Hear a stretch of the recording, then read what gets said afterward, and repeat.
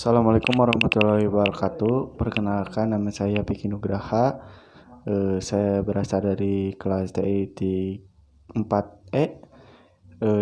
NIM saya A2.1900184. Di sini saya akan memaparkan atau menjelaskan ulang IP address jenis kelas IP 202.46.249.33 apa ya.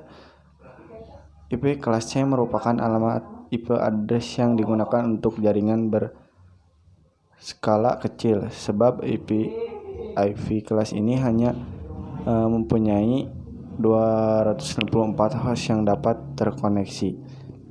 IP kelas C terdiri atas 24 bit pertama digunakan untuk network ID serta 8 bit selanjutnya adalah host ID. Kemudian IP kelas C terdapat 2.097.152 network yakin dari network 192.0.0xxx. XX adalah variabel yang nilainya dari 0 sampai dengan 255. Yang selanjutnya subnet mask. Subnet mask bahasa Inggris atau subnet mask adalah istilah teknologi informasi yang mengacu kepada angka perduaan atau binary 32 bit yang digunakan untuk membedakan ID jaringan network dengan ID induk, yakni menunjukkan letak suatu indeks entah berdasarkan di jaringan setempat atau di jaringan luar.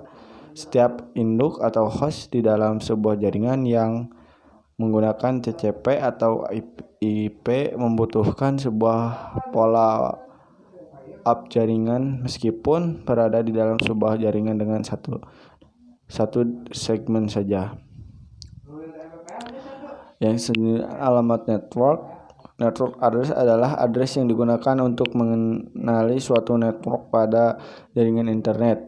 Misalkan untuk host dengan IP address kelas B202.46.249.33 tanpa memakai subnet akan diterangkan kemudian. Yang selanjutnya alamat broadcast. Ini adalah address ini digunakan untuk mengirim atau menerima informasi yang harus diketahui oleh seluruh host yang ada pada suatu network. Seperti diketahui, setiap datangnya IP memiliki header alamat tujuan berupa IP address dari host yang akan dituju oleh datagram tersebut. Dengan adanya alamat ini, maka hanya host tujuan saja yang memproses datagram tersebut, sedangkan host lain akan mengabaikannya. Bagaimana jika suatu host ingin mengirim datagram kepada seluruh host yang ada pada networknya? Tidak efisien jika ia harus membuat replikasi datagram sebanyak jumlah host tujuan.